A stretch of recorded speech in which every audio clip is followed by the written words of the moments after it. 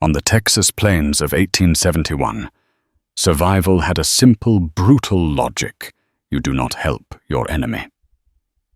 But for Nathaniel Monroe, a former war surgeon trying to escape his ghosts, leaving a child to die, was an impossible choice, even a Comanche child. That single act of mercy began a 3-day countdown to a bloody reckoning.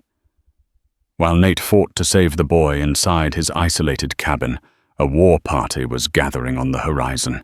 The boy's father, a powerful chief, was riding to collect a debt he intended to pay in blood, and he was bringing 50 warriors with him. The sun in the Texas panhandle of 1871 was not a gentle star. It was a hammer. It beat down on the parched earth, on the sparse, hardy grass that clung to life, and on the weathered pine of Nathaniel Monroe's small homestead. The heat baked the very air, making it shimmer above the plains and carrying the scent of dust sage and loneliness. It was a land of immense, soul-crushing beauty and terrifying indifference. Nate, a man whose 35 years were etched onto his face in lines of grief and exhaustion, stood on his porch watching his daughter. 10-year-old Sarah, with her mother's fiery hair and his own serious eyes, was chasing a horned lizard near the half-finished fence line. Her laughter was a fragile, precious sound in the vast silence, a melody that kept the ghosts of the past at bay. His wife Mary had been taken by cholera 2 years prior, and her absence was a physical presence, a hollow space at the dinner table, an empty side of the bed, a silence where her own songs used to be. They had come here for a new start, away from the blood-soaked memories of Pennsylvania and the war. Nate had been a field surgeon for the Union, a man who had waded through gore and sawed through bone, believing he was mending a broken nation.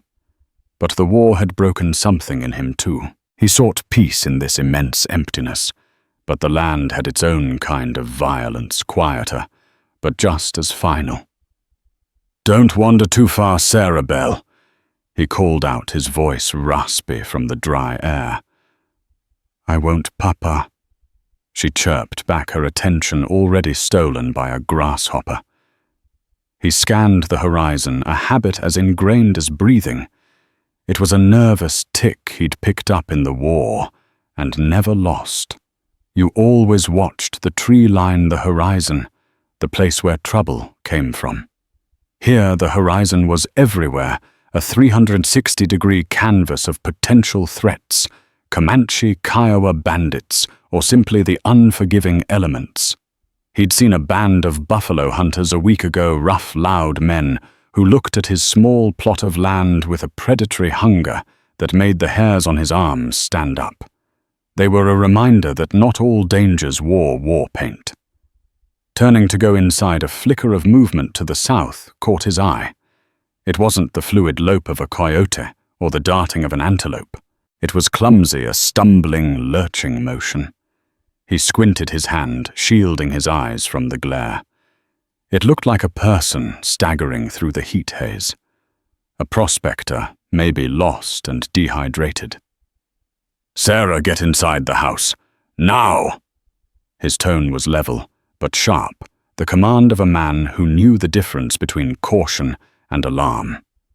She looked up, her game forgotten, and saw the steel in her father's eyes. Without a word, she scrambled onto the porch and slipped past him into the cabin. Nate reached just inside the door, his hand closing around the familiar stock of his Spencer rifle. He didn't raise it, but its weight was a grim comfort. He walked out from the shade of the porch, his boots kicking up small puffs of ochre dust. The figure was closer now, maybe 200 yards out. It was small, a youth by the look of it.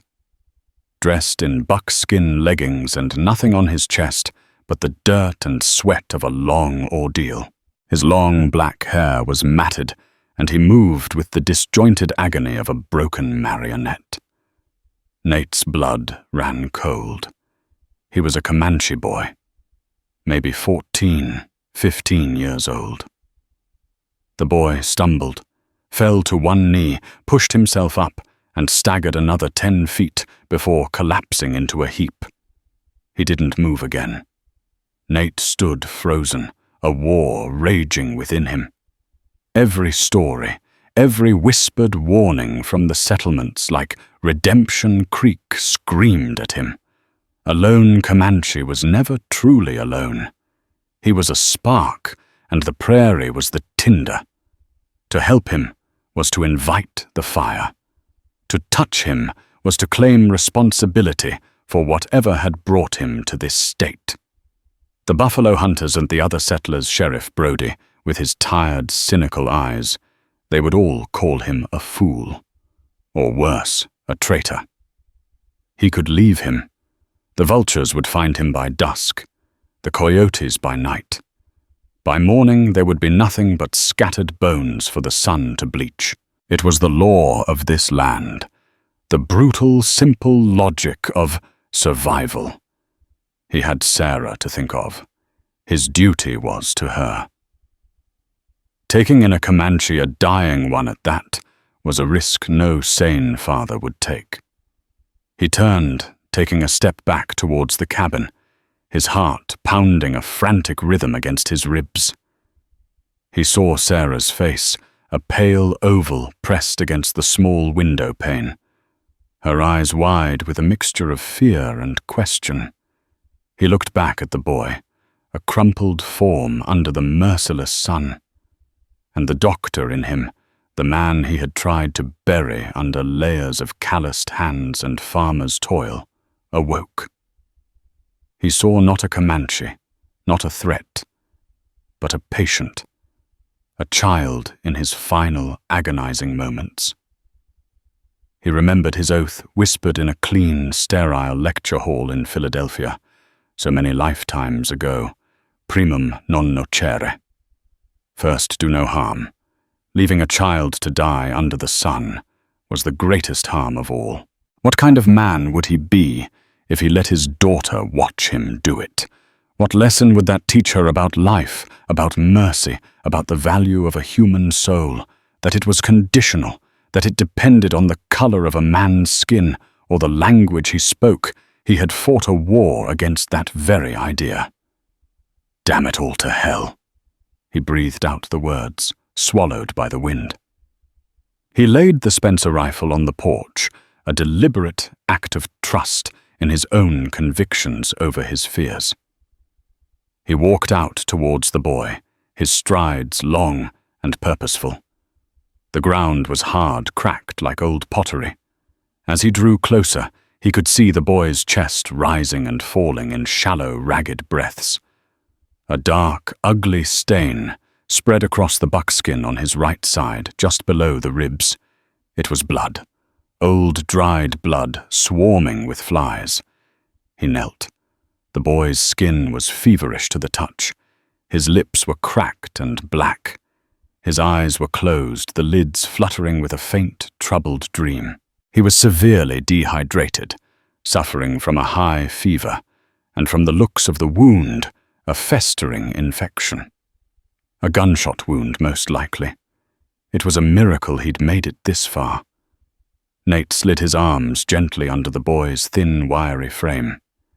He was lighter than he should be, a bundle of hot skin and sharp bones. As he lifted him, the boy moaned a low, guttural sound of pure misery. "Easy now, son." Nate murmured the words automatic, the same words he'd spoken to countless wounded soldiers in blood-soaked tents. "I've got you. You're safe." He carried the boy back to the cabin. The weight in his arms felt like more than just a dying child. It felt like the weight of a decision, the kind that alters the course of a life. As he stepped onto the porch, he met Sarah's gaze. Her fear was still there, but it was mingled with a look of profound relief and pride in her father. He laid the boy down on his own cot, the cleanest place in the small 2-room cabin. He was damning himself. He was damning them both. But as he looked at the child's face, peaceful now, in the cool shade of the cabin, he knew he couldn't have done anything else. The sun was beginning its slow descent, painting the western sky in hues of orange and blood. He had 1 day, maybe 2, and then the reckoning would come. The first night was a long descent into a fever-dream hell. The Comanche boy, whose name Nate did not know, thrashed on the cot, his limbs flailing against imagined demons. He cried out in a language Nate didn't understand the words, sharp and guttural, full of pain and terror. Nate and Sarah worked by the flickering light of a single kerosene lamp, their shadows dancing on the log walls like giant distorted specters. Nate, falling back on the grim muscle memory of his medical training, gently cut away the blood-caked buckskin. The wound was worse than he'd feared. The bullet had gone in the side, likely tearing through muscle and viscera. It was a miracle it hadn't killed him outright. The edges of the wound were swollen an angry red that radiated outwards, and the smell of infection was sickly sweet. Nate cleaned it as best he could with whiskey, and boiled water, his touch gentle but firm. The boy screamed a high, thin sound that tore at Nate's soul, and then fell back into a restless unconsciousness. Sarah was his nurse. She tore strips from one of Mary's old linen sheets for bandages, her small hands surprisingly steady. She brought him water, held the lamp, and dipped cloths in a cool basin to lay on the boy's burning forehead. She did it all without complaint, her face a mask of intense concentration. Nate saw a strength in her he hadn't fully recognized before, a reflection of her mother's quiet resilience. "Will he live, Papa?" she whispered, during a quiet moment, her voice barely audible over the boy's ragged breathing. Nate looked at the child, then at his daughter. He couldn't lie to her. "I don't know, Sarah Bell. The fever is high. The infection. It's deep. All we can do is make him comfortable." By dawn, the boy's fever had not broken. Nate knew he needed more than whiskey and clean water. He needed laudanum for the pain, carbolic acid, if he could find any for the infection, and proper medical supplies. There was only one place to get them: Redemption Creek, a 10-mile ride away. Leaving was a risk. Leaving Sarah alone with the boy was an even bigger one. But staying was a death sentence for the child. He looked at his daughter, who was asleep in her chair, her head resting on the edge of the cot, her hand resting near the Comanche boy's. His decision was made. He woke her gently. "I have to ride to town," he said softly. "I need you to be brave. Keep the door barred. Don't open it for anyone. Keep the cloths cool on his head. Can you do that for me?" She nodded, her eyes heavy with sleep, but her expression determined. "Yes, Papa. I'll be brave." He saddled his horse, a sturdy buckskin named Buck, his movements swift and efficient. He slid the Spencer into its scabbard and tucked a Colt revolver into his belt. The sun was just cresting the horizon, spilling a pale, watery light across the plains. As he rode away, he looked back at the small cabin, a lonely outpost of humanity in a vast, indifferent wilderness. It looked so fragile. Redemption. Creek wasn't much of a town. It was a dusty main street with a dozen or so buildings, a general store, a saloon, a blacksmith, a sheriff's office, and a handful of houses. It was a place built on desperation and hope, populated by people who were either running from something or too stubborn to be pushed any further. As Nate rode down the street, he felt the eyes on him. News in a place like this traveled faster than a prairie fire. His visit wasn't a social call. They knew he wouldn't leave his homestead unless it was an emergency. A hush fell over the street. A man cleaning a spittoon outside the saloon paused, his expression hardening. Two women gossiping near the general store fell silent, pulling their shawls tighter as if against a sudden chill. He dismounted in front of Miller's general store, the largest building in town. George Miller, a portly man with a perpetually worried expression, was behind the counter. Nate Miller said, his voice a low grumble. He avoided Nate's eyes, busying himself by rearranging a stack of canned peaches. "Didn't expect to see you." "I need supplies, George," Nate said, getting straight to the point. "Laudanum. Carbolic acid if you have it, and all the clean bandages you can spare." Miller finally looked at him, his gaze flicking nervously towards the door. "That's medical stuff, Nate. Who's hurt?" "It ain't Sarah, is it?" "Is it Sarah's fine? I have a patient." The word hung in the air between them. Miller licked his lips. "I heard talk," he said, his voice dropping to a whisper. "Bill Abernathy was riding his fence line yesterday. Said he saw you. Said you were carrying something. Something you found out on the plains." Nate's jaw tightened. "I found a boy, George, half dead from a gunshot, and the son. I'm trying to save his life. A Comanche boy." Miller stated the words in accusation. Nate didn't deny it. "A boy," he repeated firmly. Miller shook his head, running a hand over his bald head. "Nate, for God's sake, do you know what you're doing? Do you know what you've brought down on us? His people will come looking. They won't ask questions. They'll see one of their own dead or dying near a white man's cabin, and they'll burn you out. They'll burn us all out for being anywhere near you." "He's just a child," Nate said, his voice dangerously quiet. "Would you have me leave him for the buzzards? In this land?" "Yes," Miller hissed, his fear making him bold. "That's how we survive. You stay on your side, they stay on theirs. You know the stories, Nate.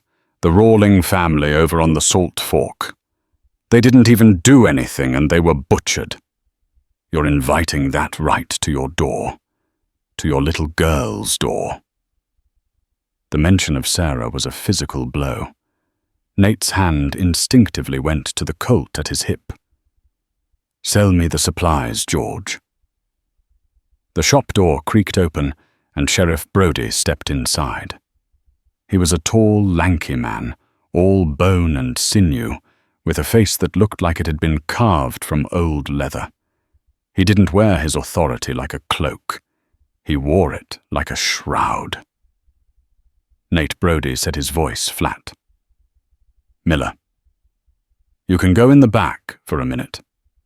Miller scurried away, grateful for the escape. "Heard you were in town," the sheriff said, leaning against a barrel of nails. "Heard you're playing doctor to a Comanche. I'm doing what any decent man would do. Decency is a luxury out here, Nate. A damned expensive one." Brody sighed, rubbing the back of his neck. "I've got 27 families in and around this town. Women, children. My job is to protect them. Your charity is putting them all in jeopardy. The Nokone band has been seen north of here. They're led by a chief Comanche. They say he's as hard as the land itself. They don't take kindly to settlers, and they're fiercely protective of their own. If that boy is one of theirs—" He left the sentence unfinished. He didn't need to complete it. "What do you want me to do?" Sheriff Nate asked, his frustration boiling over. "Take him back out and leave him on the prairie." "Put a bullet in him myself. Is that the kind of town this is?" This is a town that wants to see the sunrise tomorrow. Brody countered, his eyes cold. I'm giving you a warning, Nate, as the law in this county. Get rid of the boy. Take him far away. Leave him where you found him. I don't care how. But if a war party shows up on my horizon because of you, I won't be able to help you. In fact, I'll be the first one to say you brought it on yourself. The threat was clear. Nate would be on his own, sacrificed to appease the town's fear. I'll buy my supplies and be on my way, Nate said, turning his back on the sheriff. He gathered what he needed, paying Miller with the last of his savings. The coins clinked on the counter with a sound of finality. As he walked out of the store, the street was still quiet. But now the silence felt different. It wasn't just watchful, it was hostile. He was an outcast. He had broken the unspoken code of the frontier, choosing a stranger's life over the tribe's security. The ride back was tense.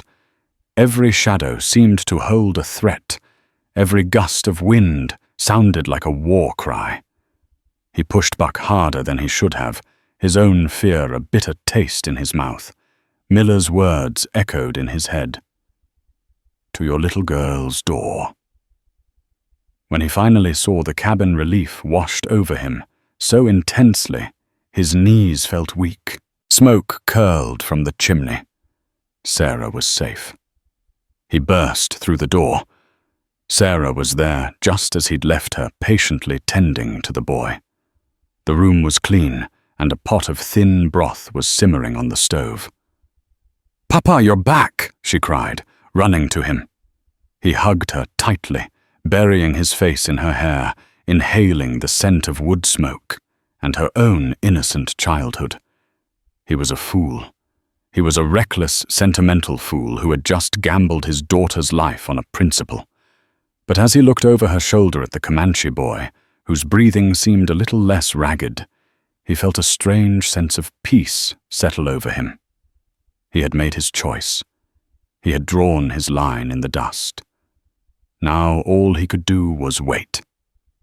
The second day bled into the second night under the heavy blanket of the Texas sky. With the laudanum, the boy's pain seemed to ease.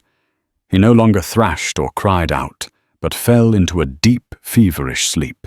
Nate administered this medicine with a practiced hand, carefully measuring the drops of dark liquid. He used the carbolic acid to clean the wound again, a harsh and painful process that he hated, but it was their only chance against the poison spreading through the boy's body. Time in the cabin seemed to slow down, stretching and warping. The only sounds were the crackle of the fire, the whisper of the wind through the eaves, and the boy's shallow breathing. Nate and Sarah moved around each other in a practiced, silent dance of caregiving. Nate would check the wound, change the bandages, and force a few spoonfuls of broth between the boy's cracked lips. Sarah would keep the fire going, fetch fresh water from the creek, and sit by the cot, humming old lullabies her mother had taught her. In the long hours, Nate began to see the boy not as a symbol or a threat, but as a person. He had a strong jaw, high cheekbones, and a small, faded scar on his chin.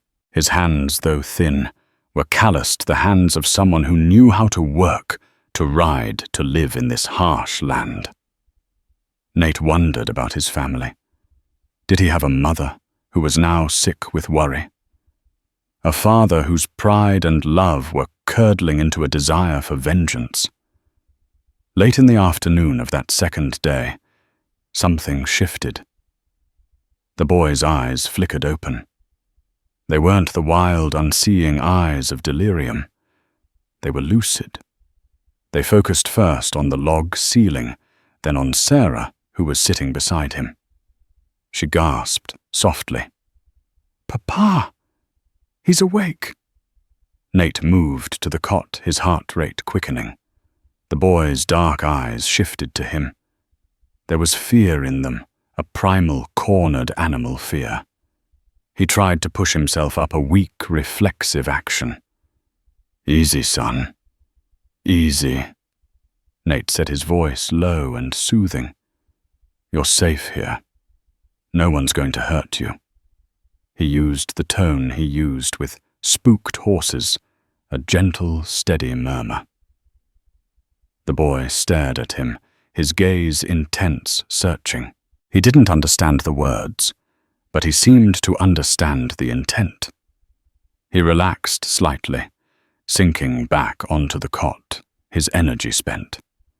Sarah, seeing his parched lips, dipped a corner of a clean cloth in water and gently touched it to his mouth.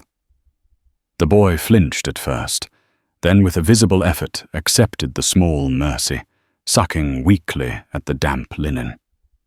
His eyes never left Sarah's face.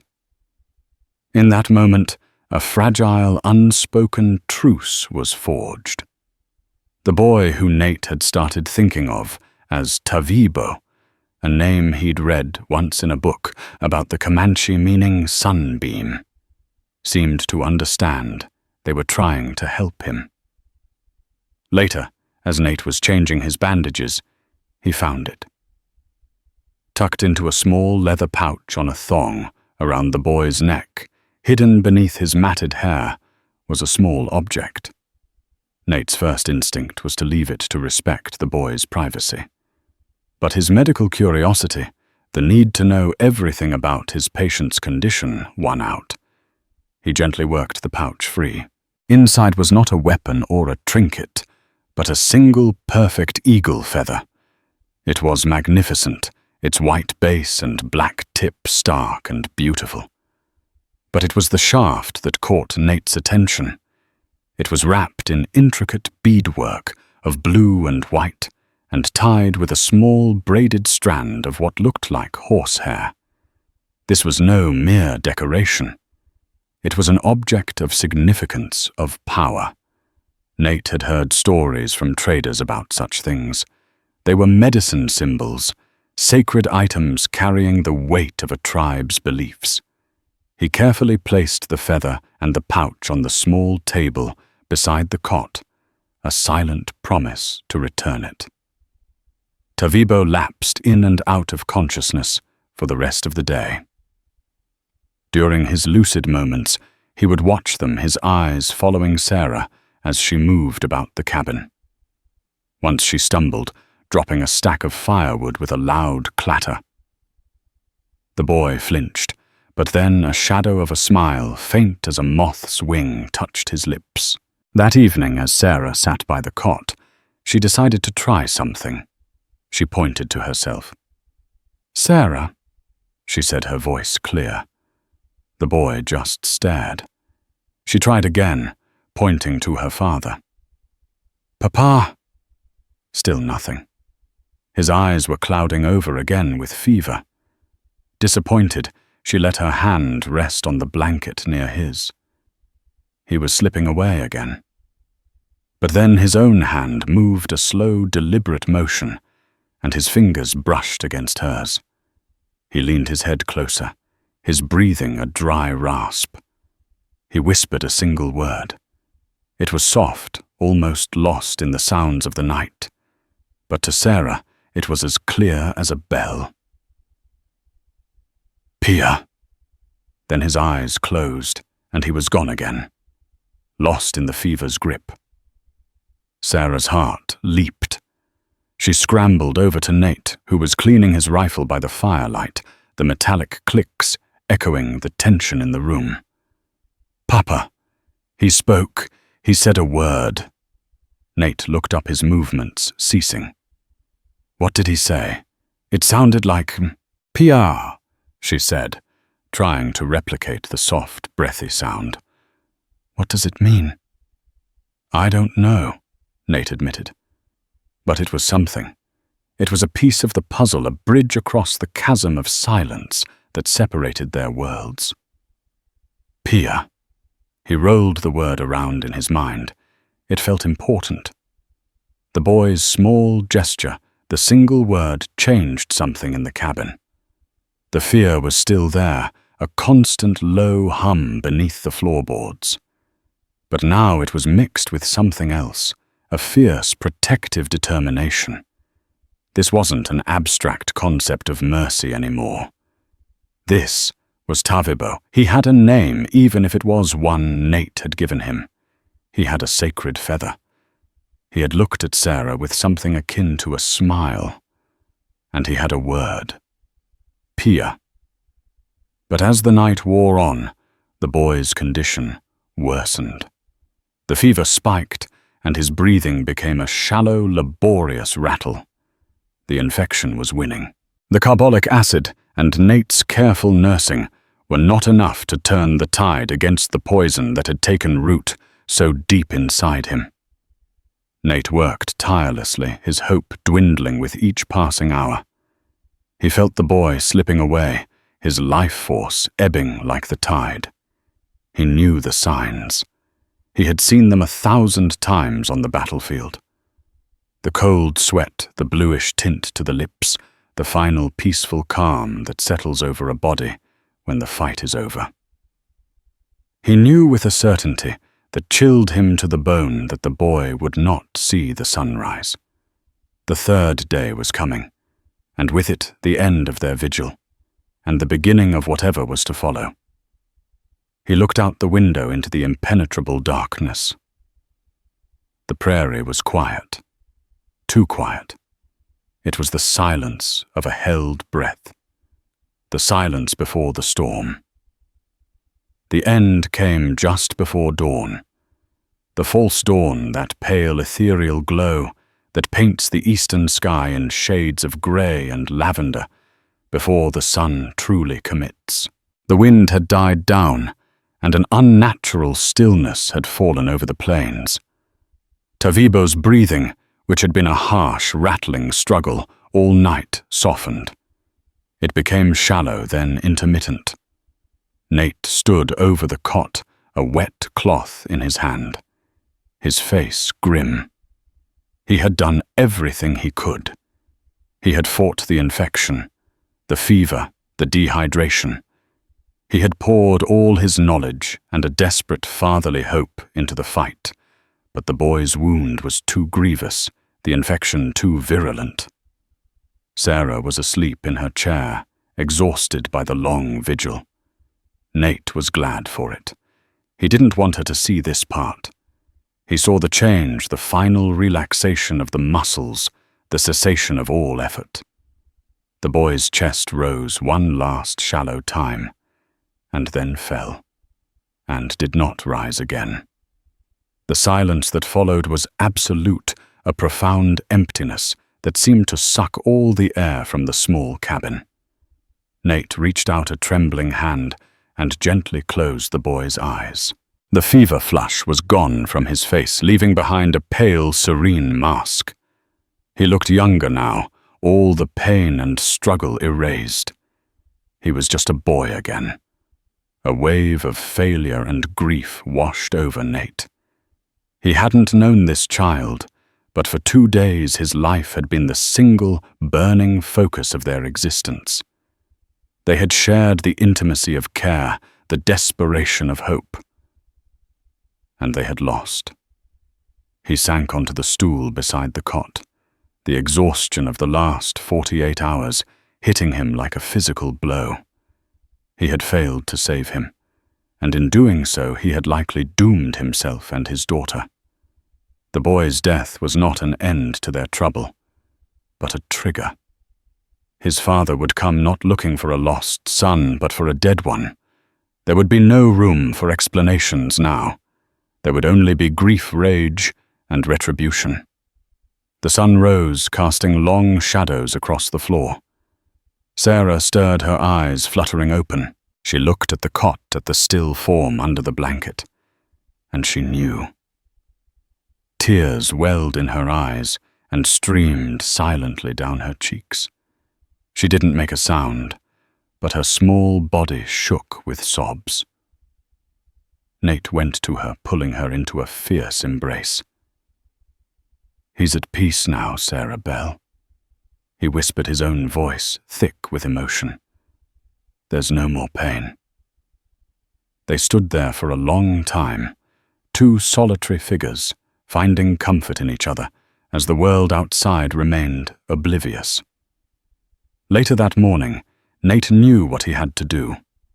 He would not leave the boy in the cabin. He would not hide the body. That would be an act of guilt and fear. He would give him a proper burial. It was the last act of respect he could offer. He chose a spot on a small rise behind the cabin overlooking the creek.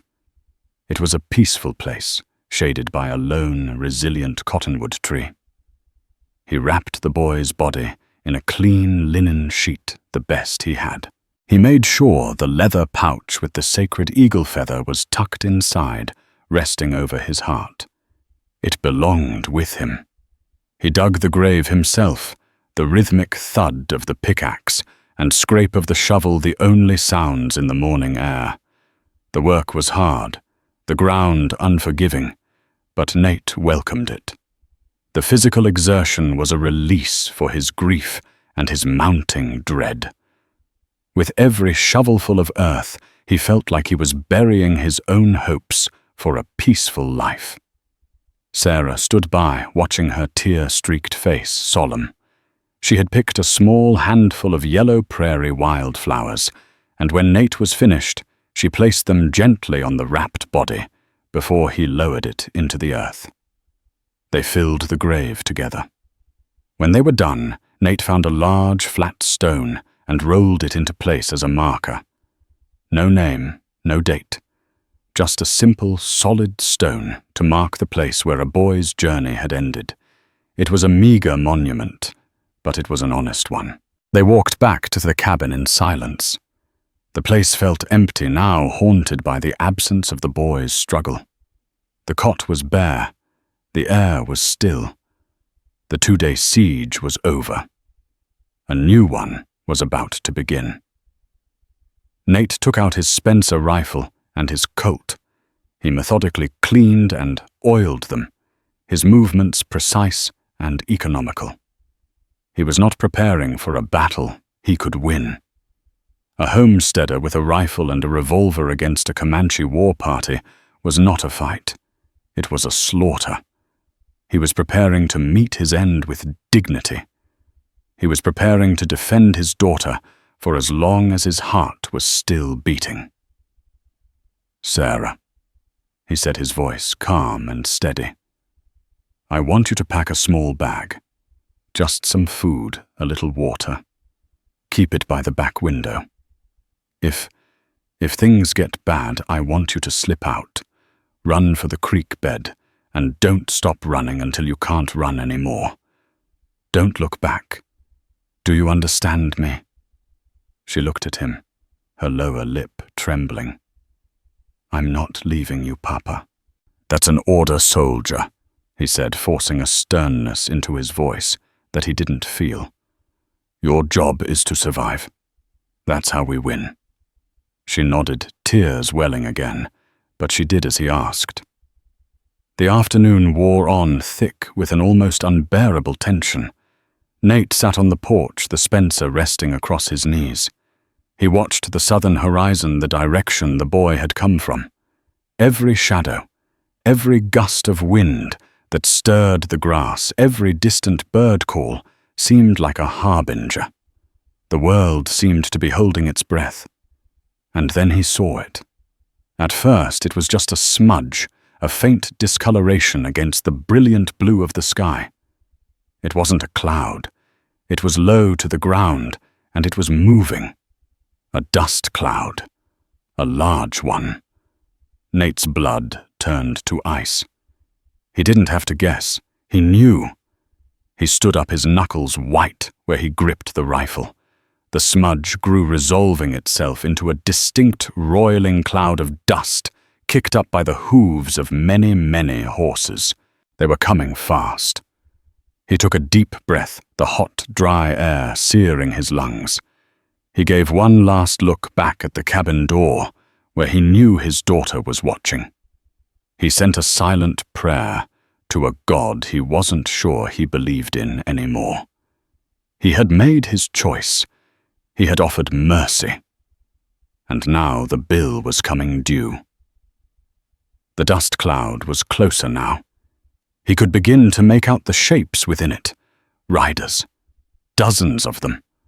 A wave of men and horses flowing over the prairie like a vengeful river. 3 days. His time was up. The 50 riders did not approach like a chaotic mob. They moved with the terrifying discipline of a single organism, a river of horse flesh, leather, and steel flowing over the plains. They fanned out as they drew closer, forming a wide, silent crescent that began to encircle the homestead. The thunder of their unshod ponies' hooves was a physical force, a vibration that Nate felt in the soles of his boots and the base of his skull. They were Nokone warriors, lean and hard, their faces set like stone. They were armed with a mix of bows, lances, and rifles, gleaned from trade or battle. They were the masters of this domain, and their presence made Nate's small cabin and half-finished fence seem like a child's sandcastle before an encroaching tide. They halted 100 yards out, a silent, menacing wall of judgment. The only sounds were the snorting of their horses and the whisper of the wind through the tall grass.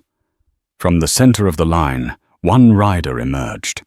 He rode forward slowly, his mount a powerful black warhorse that seemed to absorb the light around it. The rider himself was a figure of immense authority. He was older than the others, his face a mask of deep-set lines and profound, soul-weary grief. His long hair, streaked with grey, was held back by a simple leather band.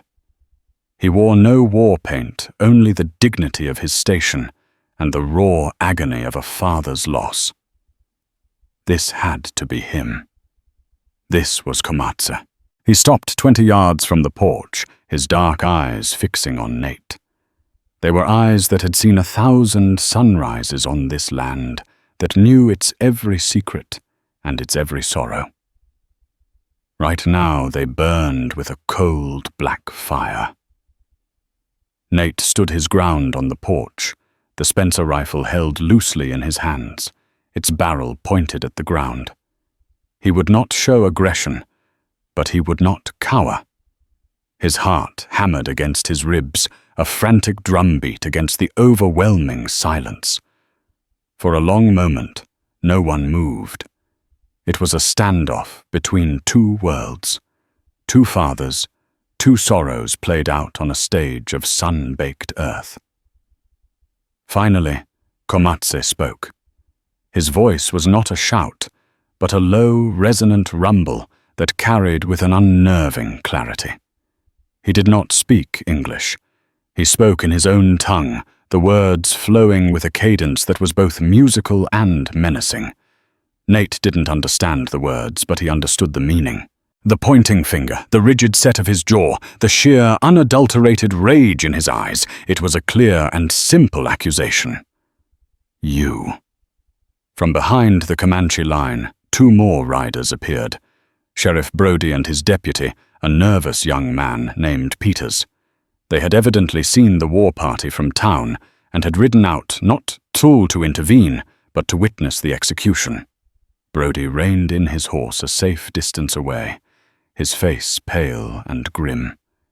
He was here to confirm to the town that the problem of Nathaniel Monroe was being solved. Nate ignored them. His focus was entirely on the chief. He had to try. He had to make him understand. "I don't understand your words," Nate said, his own voice sounding thin and reedy in the open air. "But I know why you're here. Your son." He paused, swallowing hard. "Your son came to me. He was hurt. Dying." Comanche's eyes narrowed. He spat out a single harsh word. It sounded like an epithet. Nate pressed on his voice, gaining a desperate strength. He was shot. The wound was old. I didn't do it. I found him. I gave him water. I gave him shelter. I tried to save him. Komatse shifted his weight in the saddle, and a ripple of movement went through the line of warriors behind him. They gripped their weapons tighter, their knuckles white. He barked a command, and one of the warriors dismounted and ran towards the small rise behind the cabin. Nate's blood ran cold. The grave. He watched as the warrior reached the cottonwood tree, saw the freshly turned earth, the stone marker. The warrior stood for a moment, then turned and shouted something back to his chief. Whatever he said, it sealed Nate's fate. A spasm of uncontrollable fury crossed Komatse's face. He let out a roar of pure, primal anguish, a father's cry of ultimate loss that seemed to shake the very sky. This was the proof he needed. The white man had his son, and now his son was in the ground. The details did not matter. Komatse raised his hand, and 50 rifles were leveled. 50 bows were drawn taut. The air grew thick, heavy with the promise of imminent death. Nate could hear the click of hammers being cocked, the creak of bowstrings. He thought of Sarah hidden in the cabin, and prayed she would remember his instructions. He tightened his grip on the Spencer, ready to sell his life dearly. This was it, the end of the line. There were no more words, no more chances for understanding. The verdict had been delivered, and the sentence was about to be carried out. He stared down the barrel of his own mortality, personified by the grieving, implacable chief on the black horse. Suddenly the cabin door creaked open. "No!" a small voice cried out. "Sarah." She ran out onto the porch, her face pale and streaked with tears, but her eyes blazing with a fierce, desperate courage. She stood in front of her father, a tiny shield against a tide of violence. "Don't hurt him," she screamed, her voice shaking, but clear. "He helped. He tried to help." Nate's heart stopped. "Sarah, get back inside." "Now!" he yelled, trying to push her behind him, but she wouldn't move. She stood her ground, a 10-year-old girl, defying 50 of the most feared warriors on the plains. Komatse stared at her, his expression momentarily startled. The sight of the small, red-haired girl seemed to give him a moment's pause, but the rage in his eyes quickly returned, banked but still burning hot. A child's plea would not stop the vengeance he craved. He lowered his hand slightly, as if preparing to give the final fatal command. In that stretched, silent moment, with 50 weapons aimed at her and her father, Sarah did the only other thing she could think of. Her hand, which had been clenched at her side, opened. She held it out not towards Komatse, but as if presenting something to the memory of the boy she had cared for. And she spoke the only word she had. "Pia," she said, her voice trembling but clear in the heavy silence. She looked directly at Komatse, her eyes pleading. "Pia." The word, so small and fragile, struck the great chief with the force of a physical blow. His face, a mask of vengeful fury, crumpled. The rage in his eyes flickered, replaced by a wave of stunned disbelief, and then a fresh, deeper agony. He stared at the little girl, then at Nate, as if seeing them for the first time. He slid from his warhorse, his movements suddenly heavy, the movements of an old man. The warriors behind him murmured in confusion, lowering their weapons slightly. Sheriff Brody watched from a distance, his mouth agape. Komatse took a slow step forward, his gaze locked on Sarah. He spoke again, and this time his voice was not a roar of command, but a broken question. He pointed to his own chest. "Pia!"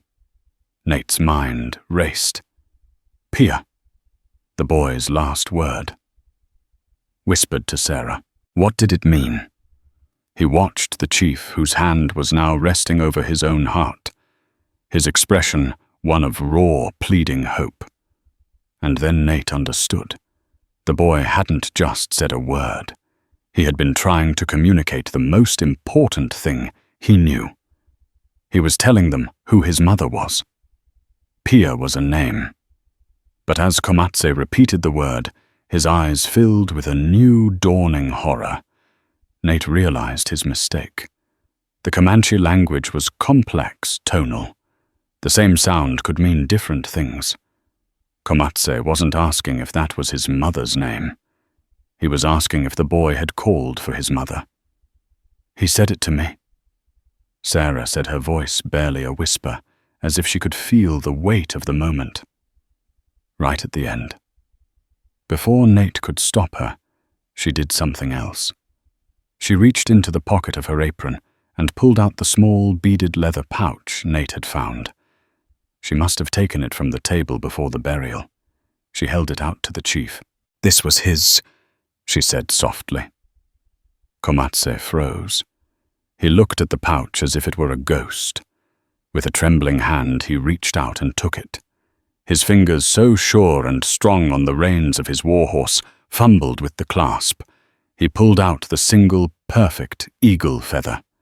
He stared at it, and a sound escaped his throat, a deep, guttural sob of such profound grief that it seemed to silence the plains. He looked at the grave on the hill, then at Nate, then at the girl. And in that moment, the wall of hatred and misunderstanding collapsed. He spoke this time in halting, broken English words, learned from traders and treaties words, saved for moments of the utmost gravity. "This feather. For peace," he said, his voice thick with unshed tears.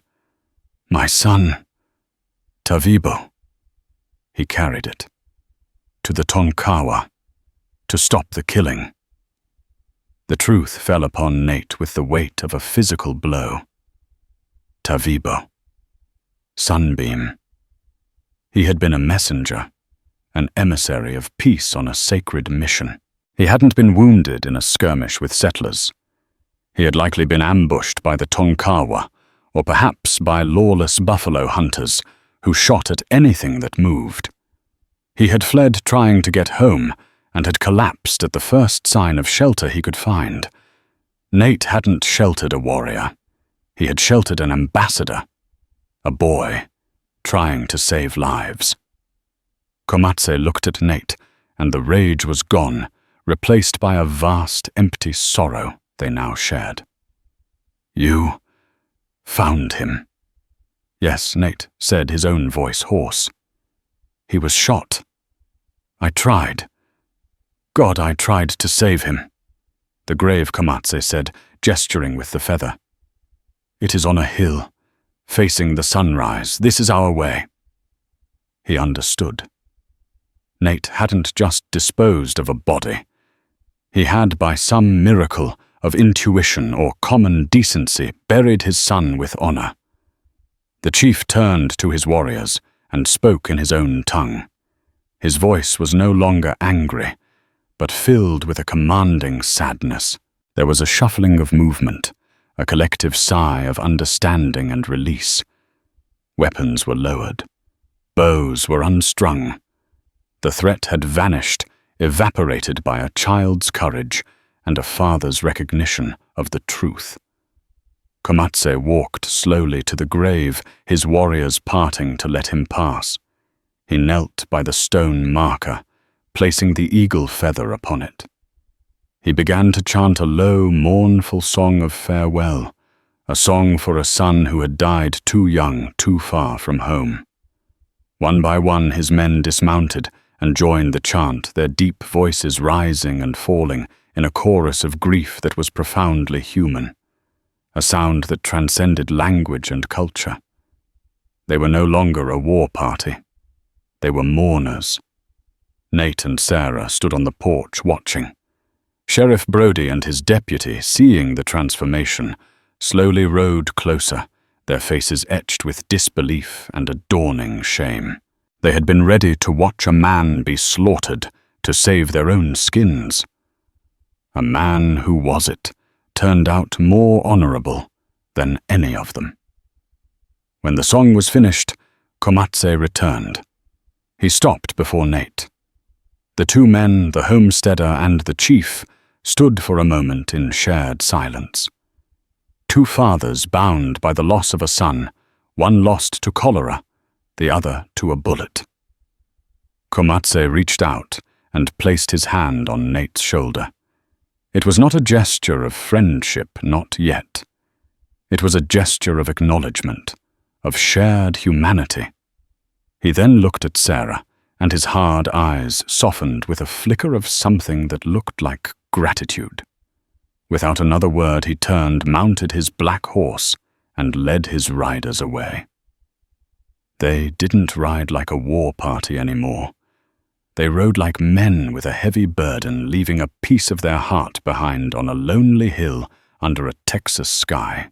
Nate and Sarah watched until they were just another dust cloud on the horizon, swallowed by the immense landscape. The silence they left behind was different. It was no longer filled with dread, but with a profound, aching peace. Nate pulled his daughter close, his hand resting on her head. They had faced the fire and had not been burned. They were still here. The homestead was still standing. They were forever changed, marked by the 3 days they had sheltered a dying Comanche boy. The land was still harsh, the future still uncertain. But on this day, on this small patch of contested earth, mercy had not been a weakness. It had been the only language that mattered. In the end, it wasn't a rifle or a fiendre threat that saved Nathaniel Monroe.